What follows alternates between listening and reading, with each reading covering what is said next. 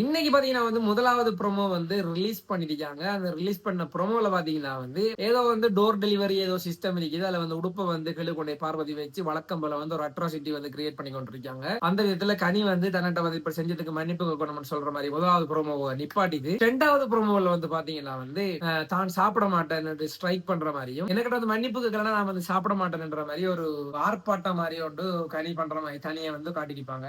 ஆகும்னா எல்லாத்துக்குமே நான் தான் சாப்பிடாம இருந்துருன்றதுக்காக வேண்டி பார்வதி வந்து ஒரு நக்கலா ஒரு மன்னிப்பு கேட்பாங்க. இதையுமே அவங்க வந்து நக்கலா கேட்டாலும் சரி மன்னிப்பு கேட்டா சரி என்ற மாதிரி அதை வந்து ஏத்துக்கொண்டு போயிருப்பாங்க. அந்த டைம்ல பார்வதி ஒரு விஷயம் வந்து சொல்லியிருப்பாங்க.